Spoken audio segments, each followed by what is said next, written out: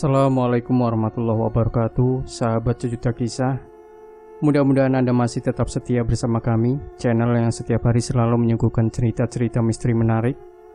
Dan kali ini, kami masih akan melanjutkan sebuah kisah misteri yang berjudul Dibilang pandai dia goblok, dibilang goblok dia pandai. Dialah si Tarjo 45 tamat. Sosok bayangan putih dalam kelebatan malam di puncak Tiga Purnama begitu entengnya terbang membelah malam. Gaun dan selendang putihnya berjuntai-juntai tertepa angin. Wajahnya cantik ketika sinaran bulan purnama menerpa di atas awang-awang. Ketika mendarat dan memberi hormat, dia begitu jelas keaslian kecantikannya. Duh, purnama membawa keindahan pada tubuh sintal nan padat, di kulit putih jinak berbungkus ketat busananya. Dia adalah Nyai Barong yang sejak dari tadi mengamati semua pertarungan.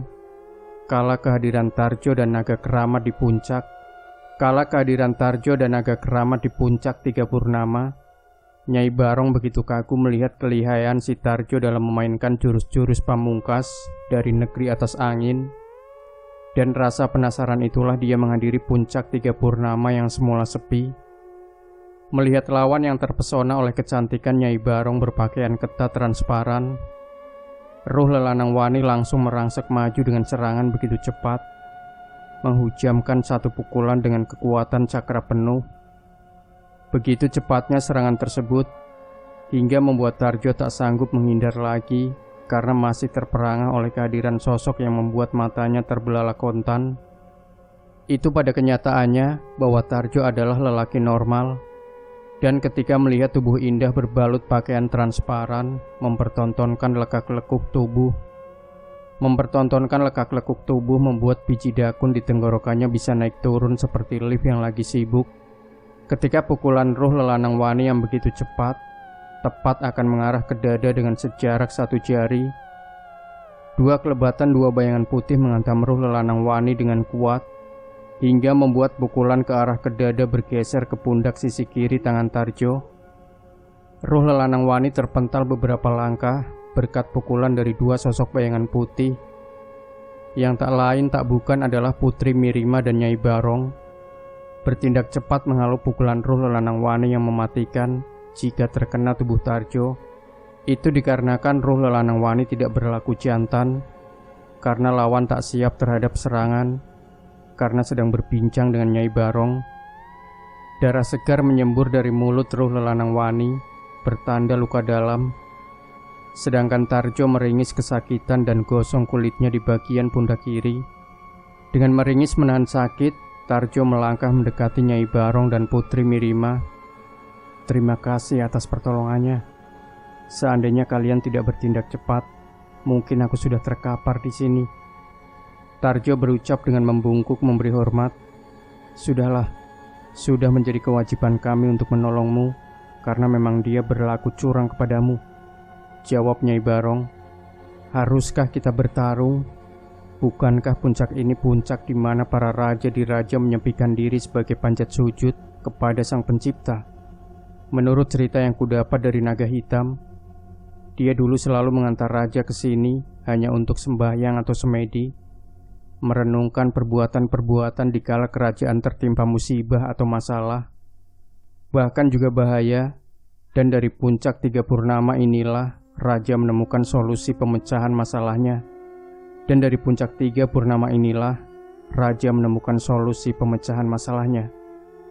Puncak Tiga Purnama menyajikan pesona malam yang indah. Ada 3 bulan purnama di sini yang terbit bersamaan. Bintang-bintang bertaburan, seakan berkeliling satu persatu kepada kita. Angin berkejaran, mengungkap rasa damai di antara relung-relung jiwa. Apakah kedamaian tempat ini harus ternodai dengan pertempuran tak ada gunanya ini? Tarjo mencoba membujuk agar tak ada pertarungan lagi, dan juga mengulur-ulur waktu untuk memulihkan tenaga yang terperas dalam tiap pertarungan. Itulah kenyataannya, bahwa memang puncak ini sebagai puncak ketenangan, ketentraman, kedamaian. Akan tetapi puncak inilah masalah kita. Masalah rasa penasaran semua para pangeran, panglima dan senopati akan bisa terselesaikan. Itu karena kan kau datang dengan menggunakan jurus-jurus tingkat tinggi kami. Kata Nyai Barong ingin segera mengajak bertarung. Puncak ini puncak di mana semua kenangan dari ayahanda dan para leluhur kami menenangkan diri kala purnama menyinari seperti saat ini, di mana kedamaian menyelimuti seisi dari puncak ini. Seperti naga yang selalu ingin tidur dan berjaga di situ, atau di batu-batu tinggi sebagai tempat menyepinya. Akan tetapi, di tempat inilah ayahanda Raja Diraja mendapat gelar raja setelah mendapat ujian bertarung dari sang kakek kala itu. Jadi wajar saja jika tempat yang damai ini sebagai tempat pertarungan pembuktian. Putri Mirima menerangkan tentang puncak 3 purnama. Tarjo terdiam beberapa saat ketika Putri Mirima menerangkan tentang keadaan dari puncak 3 purnama, dan dalam hati ia berkata, dia lebih bijak daripada yang lain, sopan dan lembut layaknya putri-putri raja, meski berilmu sangat tinggi, berperilaku sama dengan 2 senopati Arimbi dan Arimbu. Kemana mereka berdua tak menampakkan diri sama sekali? Apakah mereka juga hilang di hutan gelap? Sudah siapkah kau wahai anak muda? Suaranya Nyai Barong memecah lamunan Tarjo tentang Putri Mirima dan 2 senopati cantik Arimbi dan Arimbu. Tarjo pun berkata lantang, aku mau bertarung denganmu, akan tetapi aku minta satu syarat. Apa itu? Jawab Nyai Barong. Jika aku menang, maka si kutu kupret itu akan kubawa pulang, dan jika aku kalah, maka aku akan tinggal di puncak 3 purnama untuk berlatih agar bisa mengalahkanmu entah sampai kapan. Jawab Tarjo sambil jarinya ditunjukkan kepada si ruh lelanang wani. Kalau itu keinginanmu, akan kupenuhi permintaan itu. Bersiaplah, jawab Nyai Barong dengan siap berlaga. Nyai Barong maju beberapa langkah ke arah tengah pualam, sedangkan Tarjo hanya diam menatap lekat ke arah Nyai Barong untuk menebak kekuatan dalam benak kemampuan diri Nyai Barong, lalu tersenyum. Tak seberapa lama Nyai Barong merangsek maju menyerang dengan jurus-jurus andalan. Kelebatnya sangat gesit dan cepat, hingga menyerupai bayangan putih yang mengurung pertahanan dari Tarjo. Akan tetapi lain halnya dengan lawannya. Gerakannya hampir sama persis dengan yang dikeluarkan oleh Nyai Barong, hingga terdengar suara berkali-kali dari rasa terkejut Nyai Barong. Beliau terkejut karena setiap kali merubah gerakan jurus atau ilmu untuk menyerang, maka gerakan yang sama persis juga dilakukan oleh sang lawan. Seperti bertarung dengan bayangan sendiri, hanya beda rupa, katanya dalam hati sambil terus menyerang dengan jurus dan ilmu andalan. Pertarungan terus berlangsung. Putri Mirima dan para penonton lainnya dibuat berdekup kagum dengan apa yang diperagakan oleh Tarjo. Mereka berpikir dari dunia mana dia berasal sampai bisa menguasai semua jurus-jurus, juga ilmu tingkat tinggi negeri atas angin yang langka ini. Hingga Nyai Barong, di mana sudah memiliki ilmu di atas rata-rata dan sulit mencari lawan sepadan saja, dibikin kewalahan oleh sosok pemuda ingusan seperti Tarjo. Ada niatan pada diri mereka yang pernah merasakan pukulan dari Tarjo untuk membantu Nyai Barong. Akan tetapi Putri Mirima memberi isyarat agar mereka diam saja dan menonton. Putri Mirima terus mengamati satu demi satu setiap gerakan yang diperagakan Tarjo. Putri begitu kagum dengan apa yang dimiliki Tarjo. Dalam hatinya selalu bertanya-tanya, siapakah dia? Pertarungan memasuki waktu cukup mencapai 1/100 jurus ke depan. Akan tetapi Nyai Barong belum bisa menyalurkan hasrat untuk mengalahkan Tarjo. Akan tetapi lain halnya dengan Tarjo. Dengan begitu enteng ia bisa membaca setiap gerakan yang digunakan oleh Nyai Barong dengan sempurna. Sampai akhirnya di sengit pertarungan, mulut usil Tarjo berucap, sampai seginikah kemampuan dedengkot dari negeri atas angin yang katanya tak ada tandingannya? Bangsat, bocah ingusan, teriak Nyai Barong setelah mendengar ejekan dari Tarjo. Nyai Barong membuat gerakan tiba-tiba dengan melenting tinggi ke udara dan mengeluarkan sebuah benda berbentuk cermin dengan gagang emas berkepala naga. Lalu dikiblatkan cermin tersebut ke arah lawan di mana Tarjo berada. Sebuah kilatan cahaya maha panas keluar dari cermin Nyai Barong berkiblat ke arah Tarjo dengan sangat cepat sekali. Melihat datangnya mara bahaya yang mengancam, Tarjo mengangkat kedua tangannya dengan menyatukan dua ibu jari dan jempol keduanya membentuk lingkaran pada telapak tangannya dan "Cakra Banyu Biru!" Tarjo berucap dengan keras dalam tengadah menyambut kilatan cahaya panas yang keluar dari cermin Nyai Barong. Seketika keluar cahaya biru dengan memberi efek hawa sangat amat dingin yang melingkari di mana Tarjo berdiri. Dan beberapa detik kemudian, hawa dingin itu sudah meluas menghadang datangnya sinar panas yang ditimbulkan dari cermin sakti Nyai Barong. Dengan meluasnya hawa dingin cakra Banyu Biru serta kecepatan arah sinar panas, sampai akhirnya menjadi pertemuan dua kekuatan panas dan dingin di titik udara, yang mana dari benturan kekuatan tersebut menimbulkan ledakan yang cukup keras hingga terdengar dari pelosok negeri atas angin. Kepulan asap putih pekat menyelimuti arena pualam pertarungan di mana Tarjo berdiri. Sedang di udara terdengar suara tawa perempuan merayakan kemenangan. Ledakan itu terdengar sampai di mana dua senopati Arimbi dan Arimbu menjalani hukuman dari Putri Mirima di dalam istana. Mereka berdua tak diizinkan melakukan pengawalan atau keluar istana untuk menemani sang tuan putri. Mendengar suara ledakan dahsyat dan kepulan asap pekat di puncak tiga purnama yang terlihat dari istana, dua senopati sakti itu langsung meloncat terbang, tak mengindahkan bahwa mereka sedang dalam masa hukuman. Mereka dihukum karena telah lalai dalam menjalankan tugas dalam mengawal kedatangan Tarjo dan Turah waktu itu. "Tuan Putri," kata mereka berdua ketika meloncat terbang. Selendang biru Arimbi membentang berkibar-kibar di udara. Ketika mereka terbang, begitu juga dengan selendang putih Arimbu. Kecepatan terbang mereka berdua tak ada duanya di negeri atas angin kecuali Putri Mirima. Sementara itu di puncak tiga purnama, Pekik tertahan Putri Mirima karena melihat hantaman kilat cermin dari Nyai Barong yang dahsyat, dan beliau sudah tahu bagaimana efek dari hantaman tersebut jika mengenai sasaran. Ada rasa kasihan pada sosok yang menjadi lawan dari Nyai Barong, sedang penonton yang lain seperti para pangeran, panglima dan senopati mengikuti tawa kemenangan dari Nyai Barong. Puala menjadi gosong-gosong dari sebelumnya yang mengkilat ketika kena sinar dari bulan. Asap pekat masih menyelimuti arena pertarungan. Sang naga bangkit dengan beringas menyerang Nyai Barong yang sedang tertawa kemenangan sambil berkacak pinggang, sambil berkata, "Mampus kau bocah ingusan, jika tak bisa menjaga mulut busukmu di hadapan penguasa lembah seribu." Belum habis tawa kemenangannya, tiba-tiba semburan api sudah menghantam dirinya datang dari sang naga yang begitu cepat menyambar.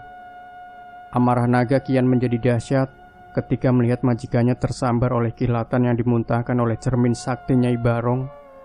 Seandainya Tarjo menggunakan pelindung cakra padang bulan, sesakti apapun dari cermin milik Nyai Barong tak akan bisa menyentuh tubuhnya. Dan itulah yang menjadikan sang naga heran dan marah pada dirinya sendiri, karena tak mengingatkan Tarjo, akan tetapi malah tiduran, seakan-akan majikannya bisa mengatasi kekejaman dari cermin sakti milik Nyai Barong.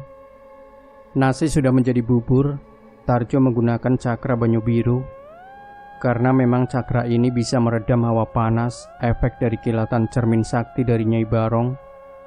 Akan tetapi perhitungan dari Tarjo di luar dugaan. Cakra yang digunakannya tak bisa menghalau laju dari kilatan hawa maha panas dari cermin milik Nyai Barong dan menghantamnya hingga menimbulkan asap putih pekat menyelimuti sekitar ia berdiri. Sang naga ketika menyemburkan api diiringi kilatan sinar merah mematikan yang keluar dari matanya yang memang tampak memerah saga ketika marah. Ketika semburan dan sinar cahaya merah akan menghantam tubuh Nyai Barong, hanya beberapa jengkal yang akan menghancurkan tubuhnya karena lengah.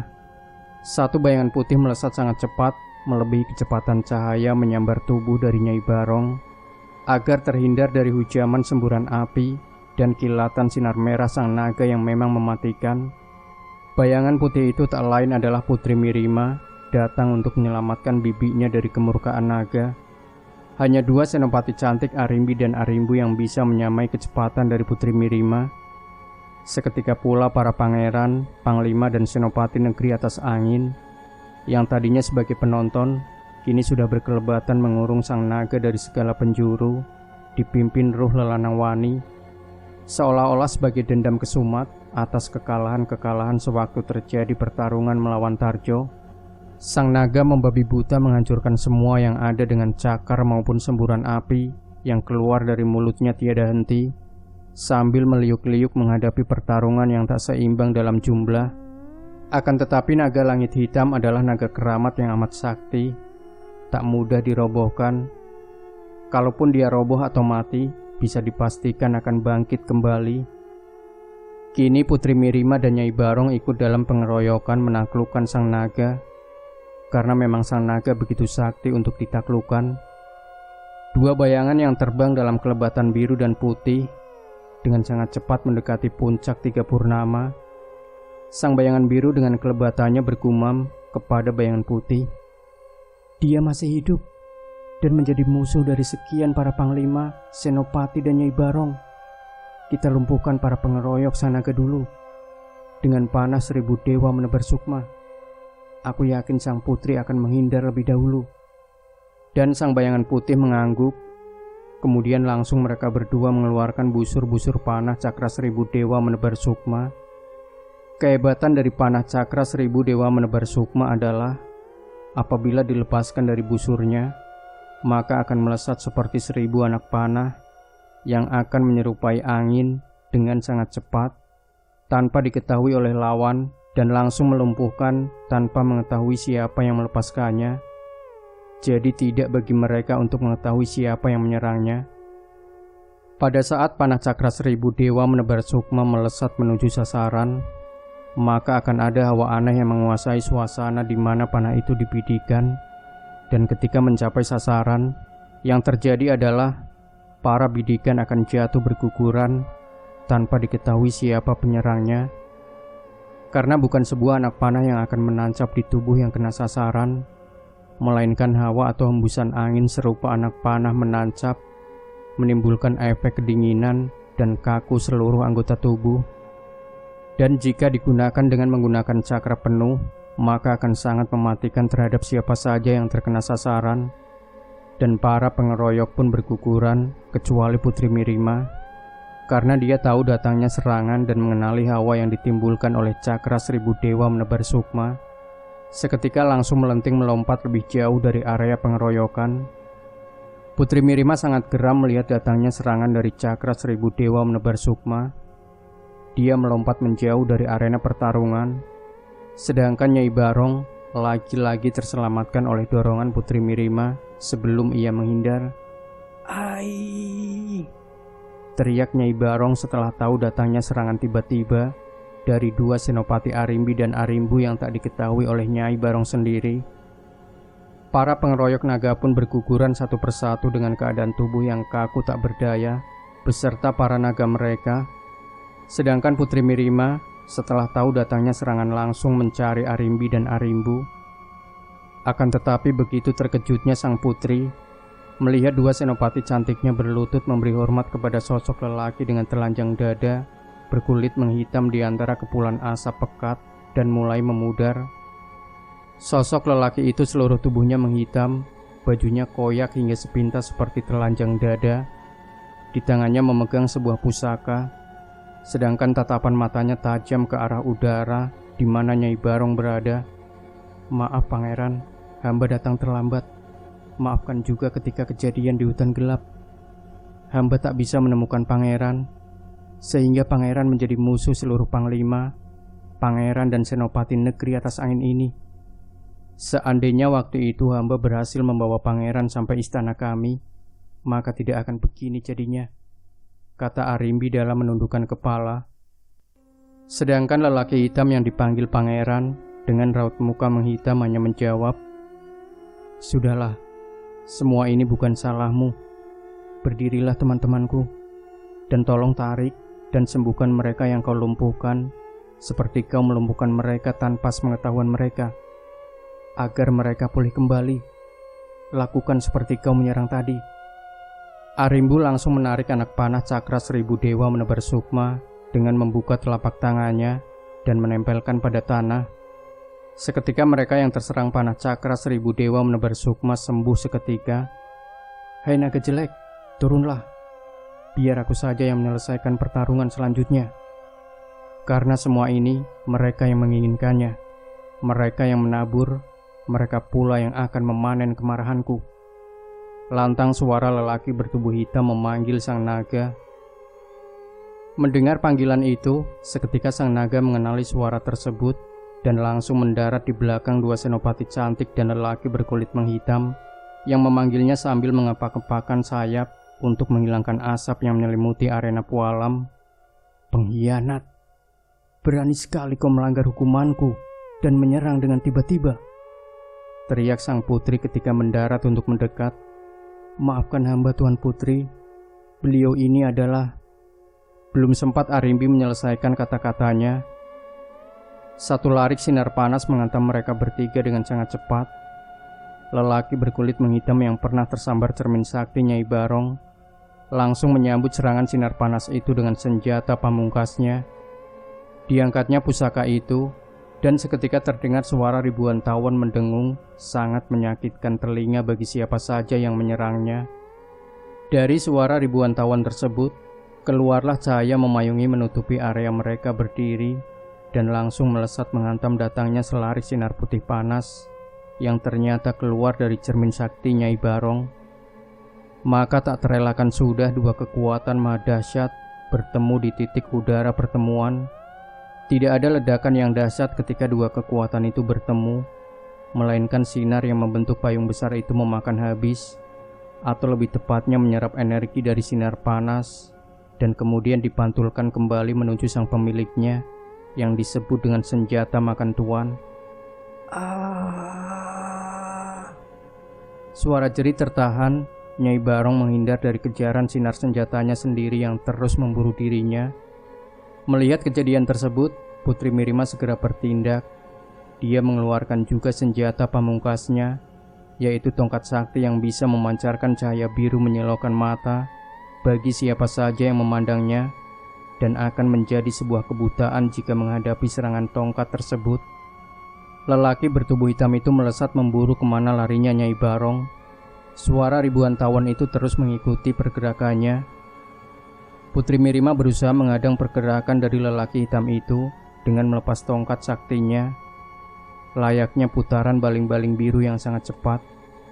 Ketika melihat tongkat bercahaya biru menyilaukan memiliki kekuatan dahsyat berputar-putar menghadang, lelaki berkulit hitam melepaskan pusakanya meluncur sangat deras dengan suara dengungan ribuan lebah, langsung menghantam datangnya sinar biru yang menghalangi laju serangannya. Maka tabrakan dahsyat dua benda pusaka tak terelakkan. Akan tetapi bukan dentuman dahsyat yang terjadi, melainkan pusaka lelaki hitam tersebut malah menempel pada tongkat sakti tersebut dan membalikkan tongkat itu menyerang sang tuanya sendiri. Teriakan tertahan sang putri melihat tongkat saktinya tak pengaruh laju serangan dari lelaki berkulit hitam itu. Dengan terpaksa sang putri menghindar dengan cepat, akan tetapi malang baginya, senjatanya sendiri memukul punggungnya sendiri ketika akan menghindar. Suara sang putri terpelanting di udara oleh senjatanya sendiri dan jatuh terhuyung-huyung ke tanah pualam. Langsung disambut pertolongan oleh dua senopatinya, yaitu Arimbi dan Arimbu. Sedangkan Nyai Barong sekarang menjadi buruan lelaki berkulit hitam. Akan tetapi Nyai Barong mendapat dukungan kekuatan dari para senopati, panglima juga pangeran. Mereka bersatu saling bahu-membahu menghadang deru serangan dari lelaki berkulit hitam yang sudah kesetanan dalam melakukan aksi serangannya. Nyai Barong sudah tak bisa berpikir jernih. Cermin saktinya dikebut terus-menerus untuk menghindar dari serangan cahaya memayung pusaka lelaki bertubuh hitam yang sudah menjatuhkan sang putri. Ketika sang putri jatuh terhuyung-huyung, termakan senjatanya sendiri, Arimbi dibantu Arimbu langsung membopongnya, kemudian mengalirkan hawa murni kepada sang putri. "Kenapa kau mengkhianatiku?" Suara sang putri tertahan rasa sakit dengan sedikit genangan darah di mulutnya. "Tenanglah Tuan Putri, Jika lelaki itu berniat menurunkan tangan jahatnya, maka akan musnah semua pengeroyoknya tanpa sisa jika dia menghendaki. Akan tetapi dia itu welas asih, mengampuni meski tersakiti. Tidakkah Tuan Putri lihat senjata pusakanya? Pusaka kayu kalak yang kesohor di tanah negeri atas angin ini ada di tangannya. Perhatikan baik-baik senjata itu. Ketika memayungkan kekuatan cahaya yang hebat, siapa saja bisa binasa jika terkena. Dia adalah lelaki yang Tuan Putri tunggu ketika kami menjemputnya pertama kali di tepi hutan kalak. Dan dialah yang hilang dan kita cari bersama-sama hutan gelap waktu itu, kata Arimbi menerangkan. Jadi dia adalah... Suara sang putri terbatuk. Ya, dia adalah si Tarjo yang hamba jemput di tepi hutan waktu itu, kata Arimbu. Kenapa kalian tak memberitahuku? Kata sang putri. Kami berdua sudah berupaya menerangkan, akan tetapi Nyai Barong dan Tuan Putri keburu menyerangnya, jawab Arimbi. Jika demikian, hentikan pertarungan itu. Suara sang putri mulai mengeras karena hawa murni pengobatan yang dilakukan dua senopati itu sudah menyebar ke tubuh sang putri hingga lebih bugar kembali. Hamba sudah tak bisa menghentikannya lagi, Tuan Putri, karena sudah bukan menjadi wewenang kami. Biarlah mereka yang sombong dan sok sakti mendapat ganjaran dari apa yang mereka perbuat, jawab Arimbi. Sementara itu Nyai Barong terus mengebut cermin saktinya hingga mengeluarkan kilatan-kilatan cahaya putih menyilaukan dan juga sangat mematikan agar terhindar dari kejaran cahaya memayung dari pusaka kayu kalak yang memang sangat luar biasa tersebut. Sampai pada akhirnya cermin itu terlepas dari tangan Nyai Barong karena sudah tak lagi mampu mengimbangi kekuatan dari cahaya memayung pusaka kayu kalak. Suara jerit Nyai Barong kesakitan ketika cahaya memayung milik lelaki berkulit hitam tersebut menyentuh tangannya. Roh lelanang wani melihat gurunya terluka hingga lepaslah cermin saktinya, langsung melepaskan pukulan saktinya dari jarak yang tak seberapa jauh. Akan tetapi lelaki berkulit hitam yang tak lain dan tak bukan adalah si Tarjo langsung memasang tabir cakra padang bulan. Cakra padang bulan merupakan pelindung bagi tubuh si Tarjo dari bentuk serangan apapun yang bisa mengancam keselamatannya. Cakra padang bulan pertama kali digunakan di hutan gelap sewaktu menghadapi sang naga keramat langit hitam, dan tidak digunakan pada saat menghadapi cermin Nyai Barong, hingga mengakibatkan tubuhnya menghitam legam setelah terkena sinar dari cermin sakti Nyai Barong. Serangan roh lelanang wani yang dahsyat bagai mengenai tempat kosong, padahal dia memukul pas pada tubuh sang lawan, hingga roh lelanang wani berbeki keras dengan nada putus asa. Makhluk apakah dirimu, hingga pukulanku tak bisa menyentuhmu? Tarjo hanya tersenyum melihat kawannya mulai gelisah. Ditariknya pusaka kayu kalak ke tangannya, dan kemudian heya! Suara teriakan Tarjo melepas pusakanya yang deras melaju mengarah ke roh lelanang. Sadar datangnya serangan roh lelanang wani mencoba menghindar, akan tetapi pusaka Tarjo terus memburu, dan sampai pada akhirnya ujung pusaka mendarat tepat di jidat dari roh lelanang wani. Tuk! Maka lunglai langsung tubuh roh lelanang wani menyentuh pualam yang tak jauh dari Arimbi dan Arimbu saat mengobati sang putri. Para pengeroyok lainnya pun jatuh satu persatu ketika pusaka kayu kalak berkiblat memancarkan sinar, seperti satu-satu mengarah ke semua pengeroyok di tudung sinar yang memayung bundar. Sinar satu-satu yang keluar dari cahaya memayung bundar tersebut yang dipancarkan pusaka Tarjo adalah sinar sukma penebus dosa, di mana sinar tersebut merupakan sinar apabila mengenai lawan, maka lawan akan terjatuh lunglai tak sadarkan diri untuk beberapa saat. Dan ketika tersadar, maka mereka akan menjadi pribadi tak terpengaruhi hawa amarah murka atau dendam, di mana mereka akan tersadar dari kesalahan-kesalahan yang mereka perbuat sendiri. Kini tinggal Nyai Barong yang terus mati-matian menghalau laju dari sinar payung dari pusaka si Tarjo. Akan tetapi, pusaka itu ditarik kembali ke tangan sang pemilik setelah mengetahui bahwa lawannya sudah tak bersenjata lagi. Seketika hilanglah cahaya yang mengejar Nyai Barong. Serasa mendapat angin, Nyai Barong menyerang kembali dengan pukulan-pukulan jarak jauh yang sangat mematikan lawan. "Petir Dewa Kematian!" teriak Nyai Barong dengan suara lantang. Tiba-tiba dari jari telunjuk Nyai Barong keluar kilatan-kilatan yang menyambar-nyambar keberadaan si Tarjo. Dalam benak Tarjo berkata, "Hebat juga nenek cantik ini. Ilmunya sangat tinggi. Jika aku tidak hati-hati lagi, bisa jadi daging panggang tubuh ini terkena sambaran petir si nenek." Akan tetapi cakra padang bulan milik Tarjo sangatlah hebat. Ilmu pemberian Gusti Kalak, sebutan bagi para raja negeri atas angin hutan Kalak. Tak akan ada satupun kekuatan dari semua ilmu yang ada di negeri atas angin yang sanggup menyentuh tubuh Tarjo, kecuali Allah Ta'ala berkehendak lain. Petir Dewa Kematian milik Nyai Barong mencabik-cabik angkasa mencari sasaran, dan sasaran itu adalah tubuh si Tarjo. Dalam sekejap puncak tiga purnama dihujani petir yang menyambar-nyambar hingga memekikan telinga siapa saja, tak terkecuali mereka-mereka yang menonton jalannya pertempuran. Tarjo merasakan hawa aneh dalam lindungan cakra padang bulan. Telinganya mulai merasakan tertekan dengan bunyi-bunyi menggelegar petir Dewa Kematian. Maka ditingkatkanlah energi cakra padang bulan hingga batas yang paling kuat, dan Tarjo menggunakan unsur air yang ada di sekitar puncak tiga purnama untuk melawan petir Dewa Kematian milik Nyai Barong. Tangannya direntangkan, kemudian diputar di atas kepala, lalu dengan teriakan, "Edan!" telapak tangan kanannya disatukan dengan tanah. Maka kini bermunculan air keluar, layaknya mata air dari dalam perut Puala memancar tinggi dan besar, dan membentuk sosok yang menyerupai Gusti Kalak yang sedang murka menyerang Nyai Barong. Begitu dahsyatnya sosok raksasa air yang menyerupai Gusti Kalak, hingga mereka yang menonton, Jundo Colok, Arimbi, Arimbu, Pangeran Susima Soca dan seluruh panglima pengeroyok Tarjo terkesima dan menundukkan kepala pada sosok murka berupa air raksasa nan hidup serupa Gusti Kalak.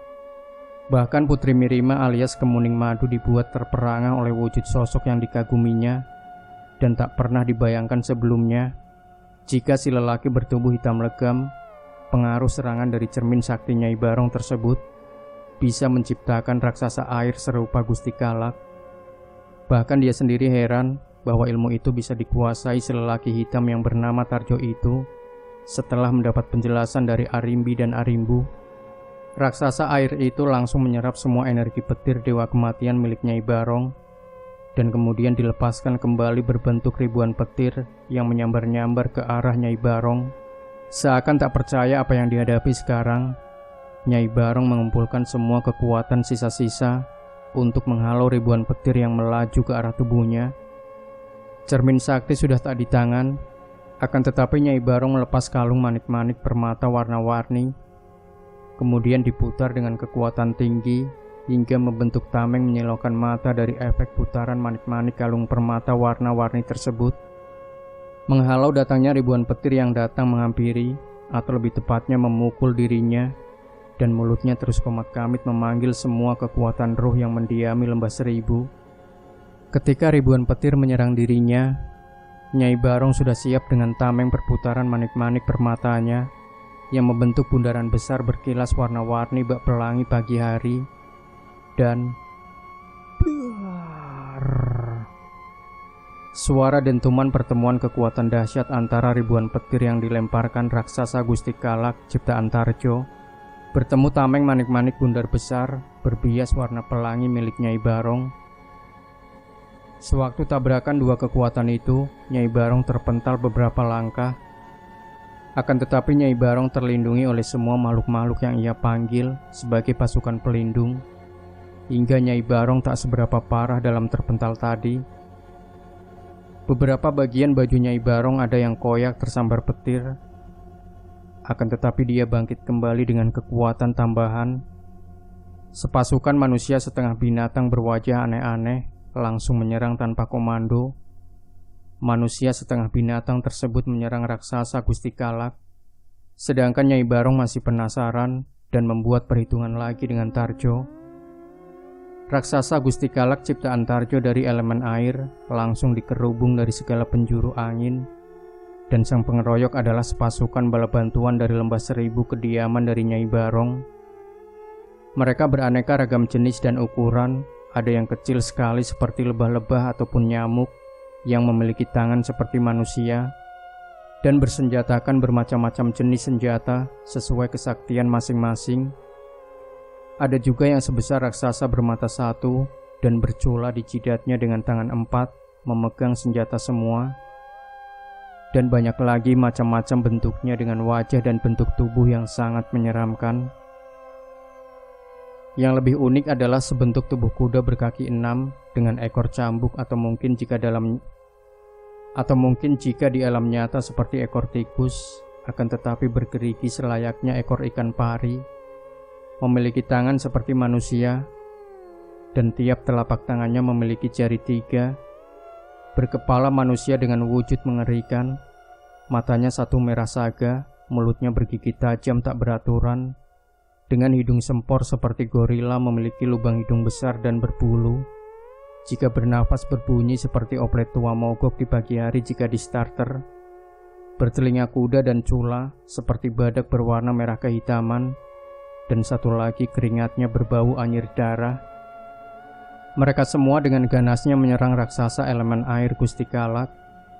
Akan tetapi yang dikeroyok semakin beringas dengan menampilkan gelombang tsunami menghempaskan siapa saja yang menjadi penghalang di depannya.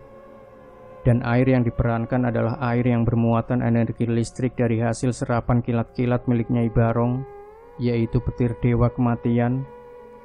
Sepasukan bala bantuan membabi buta menyerang dengan ganasnya. Akan tetapi yang diserang adalah air yang beraliran listrik petir. Begitu mereka pasukan Nyai Barong menyentuhnya, maka terpental dan terlumat gelombang tsunami yang mengganas binasa. Sedangkan Nyai Barong tak mengenal kata kalah. Makhluk apa kau ini? Semua ilmu-ilmu kesaktian negeri kami kau miliki.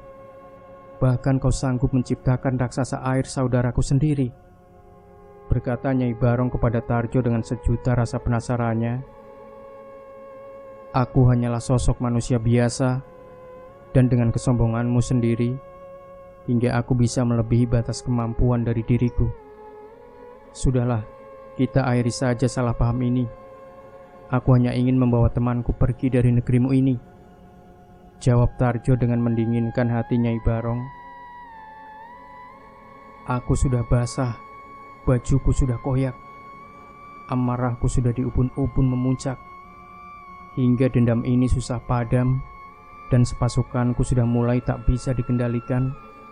Maka mari kita akhiri, sampai di antara kita ada yang tak sanggup berdiri lagi atau binasa, kata Nyai Barong dengan nada menggembungkan geraham, memerah wajah menyiapkan serangan lanjutan. Selanjutnya Nyai Barong sudah melakukan aksi serangan berikutnya.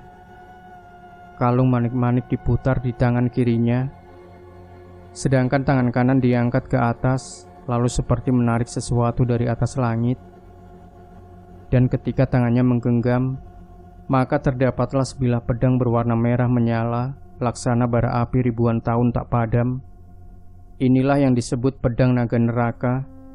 Gagangnya berbentuk kepala naga, berwarna kuning emas.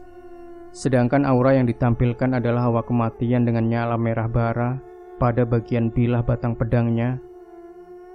Tangan kiri yang memutar manik-manik kalung itu kini sudah membentuk tameng seperti perisai pelangi yang memancarkan cahaya warna-warni, berparas cantik, namun mengeluarkan aura hawa kebengisan tiada tara. Di tangan kiri Nyai Barong memegang perisai, sedangkan tangan kanan memegang pedang naga neraka. Tarjo melihat itu semua merasa takjub akan kehebatan dan rasa tak mengenal menyerah dari Nyai Barong. Akan tetapi ia semakin hati-hati dan waspada terhadap semua senjata Nyai Barong. Tarjo mengeluarkan kembali pusaka kayu kalak. Aku harus mengakhiri semua ini secepatnya, berkata Tarjo dalam hati. Kelebatan cahaya merah membelah angkasa ketika pedang naga neraka yang ada di tangan Nyai Barong mulai meliuk-liuk mencari sasaran dengan aura bengis yang terkandung di jilatan apinya menjulur-julur bagai kekuatan petir dari neraka. Cakra padang bulan milik Tarjo masih tetap ampuh mengalau jilatan api pedang naga neraka. Akan tetapi hawa panas yang ditimbulkan oleh pedang naga neraka terasakan panasnya oleh Tarjo.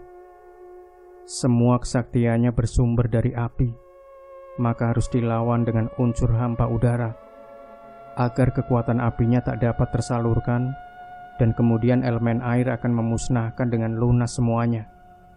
Benak Tarjo berkata mencari kelemahan kekuatan yang digunakan Nyai Barong.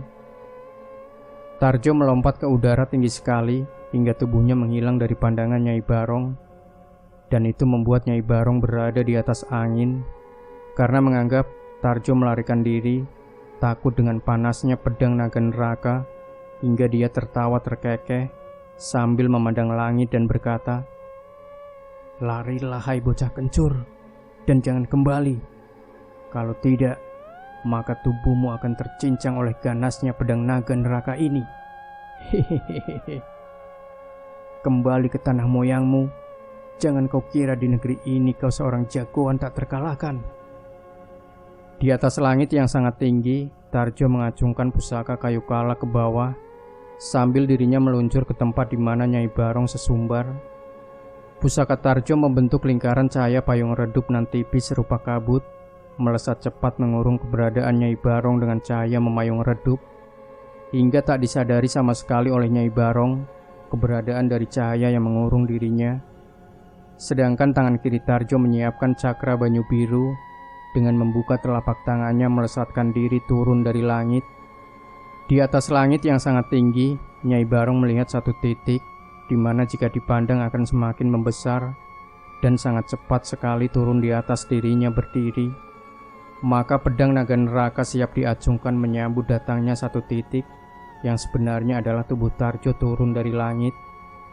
Akan tetapi terlambat, cahaya pusaka kayu kalak sudah mengurungnya tanpa disadari oleh Nyai Barong. Dan ketika begitu dekat, hawa dingin menyelimuti sekitar Nyai Barong berdiri hingga sampai bluar. Suara dentuman cakra banyu biru menghantam tubuh Nyai Barong tanpa disadari datangnya serangan. Itu dikarenakan ketika pusaka kayu kalak memancarkan cahaya memayung ke bawah di mana Nyai Barong berdiri. Seketika itu elemen api dari pedang naga neraka sudah dipadamkan dengan kehampaan udara yang terpancar dari cahaya memayung pusaka kayu kalak. Dan tanpa disadari pula, cakra banyu biru adalah unsur kekuatan air yang dingin seperti es kutub, akan mematikan semua unsur api dari kekuatan senjata Nyai Barong. Pedang Nyai Barong terlepas, sedangkan tameng yang tercipta dari manik-manik kalung tercerai-berai terlepas dan hancur di atas pualam. Sedangkan Nyai Barong terduduk bersimpuh tak berdaya dengan tubuh menggigil kedinginan. "Ilmu apa yang kau miliki ini?" tanya Nyai Barong sambil terus terduduk bersimpuh dengan wajah memohon ampunan. "Mau aku ajari?" jawab Tarjo dengan tersenyum.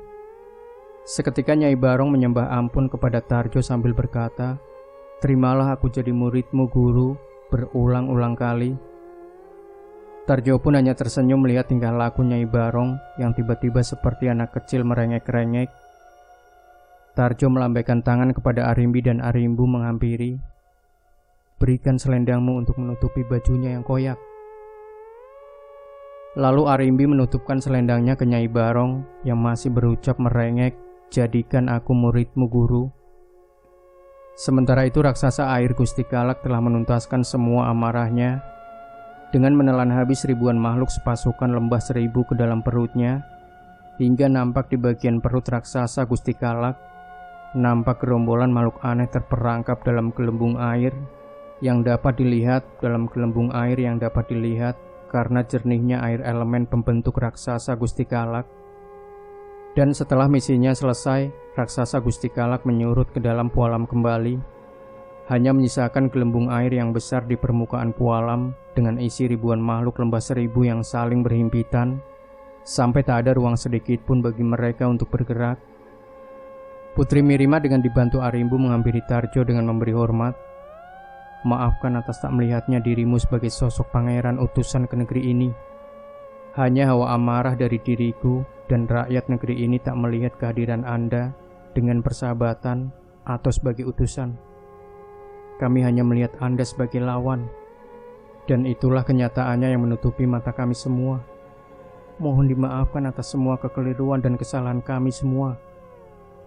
Tarjo hanya tersenyum menampilkan gigi putihnya saja di antara wajah dan tubuh yang gosong. Mari kita ke istanaku.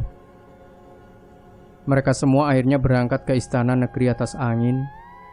Sesampai di sana, Tarjo dibawa Putri Mirima ke sebuah tempat seperti lautan yang luas di sisi selatan negeri atas angin. Di sana tampak laut membentang. Dengan bibir pantai sangat panjang. Sepertinya bibir pantai tersebut tanpa batas. Gelombangnya sangat tinggi, mungkin jika diukur mencapai 100 meter lebih. Akan tetapi, gelombang tersebut tak pernah menyentuh bibir pantai. Tidak seperti lautan pada umumnya, gelombang mesti sampai di bibir pantai. Akan tetapi ini 1 meter dari garis pantai atau bibir pantai. Gelombang tinggi besar nan dahsyat tersebut berbalik arah ke lautan lepas kembali. Memang sulit dinalar dengan logika jika terlihat dengan kasat mata. Arus gelombang tersebut dari bawah menuju atas dan kembali ke laut lepas, dan datang lagi bergulung-gulung besar. Begitu mau akan menyampai 1 meter dari bibir pantai, gelombang itu menggulung ke atas dan kembali ke lautan lepas. Begitulah seterusnya kodrat dari lautan negeri atas angin. Tarjo masih takjub dengan kenyataan dari pantai negeri atas angin. Mandilah di pantai itu, agar badanmu kembali ke sedia kala, tak menghitam seperti saat ini, berkata Putri Mirima kepada Tarjo yang masih tertegun melihat pantai di depannya. Maka tanpa pikir panjang, Tarjo melangkah membenamkan dirinya pada gelombang pantai. Dia masuk ke putaran arus bawah dan menggulung ke atas. Akan tetapi anehnya tubuhnya tak terseret ke atas atau terhempaskan ke atas menuju lautan lepas, seperti berada dalam air terjun saja, pikirnya. Tak seberapa lama Tarjo keluar dari berendam gelombang pantai itu, dan kini tampak Tarjo yang sesungguhnya. Badannya sudah tak menghitam legam lagi, seperti sedia kala ketika pertama kali memasuki negeri atas angin. Dan ia pun cengar-cengir melihat tubuhnya sendiri. Terima kasih Tuan Putri, telah membuat diriku kembali seperti sedia kala. Sebenarnya tak ada masalah dengan apa yang terjadi denganku. Akan tetapi entahlah, aku takut jikalau pulang bertemu ibu, beliau tak akan menganggap diriku anaknya jika aku pulang dengan penampilan hitam legam. Hehehe. Aku yang berterima kasih kepadamu karena kau telah membukakan mataku dari kesalahan yang mungkin akan membahayakan nyawa orang sebaik dirimu. Jika kau tak berilmu tinggi dan kau telah mengajarkan kepada semua orang negeri atas angin, terutama Nyai Barong, bibiku sendiri, tentang welas asih. Meski kau akan dibinasakan, akan tetapi kau balas dengan pengampunan, bukan sebuah dendam. Jawab Putri Mirima dengan sedikit membungkukkan badan. Mereka pun mengobrol tentang pengalaman masing-masing sambil berjalan menyusuri pantai nan indah dan aneh menurut pandangan manusia awam seperti Tarjo untuk kembali menuju ke dalam kawasan istana. Di dalam istana sudah menanti para petinggi dan pejabat kerajaan negeri atas angin, tak terkecuali ruh lelanang wani alias Turah.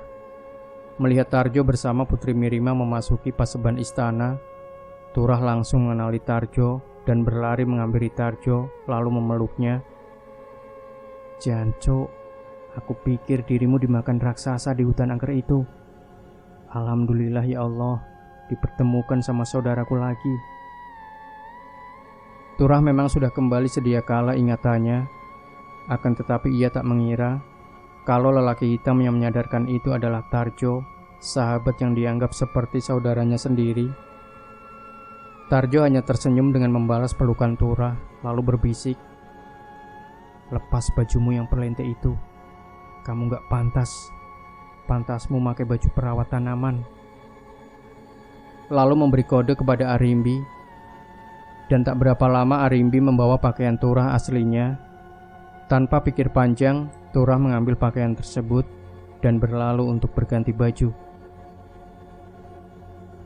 Demikian sahabat sejuta kisah, akhir dari sebuah kisah misteri yang berjudul Dibilang pandai dia goblok, dibilang goblok dia pandai, dialah si Tarjo.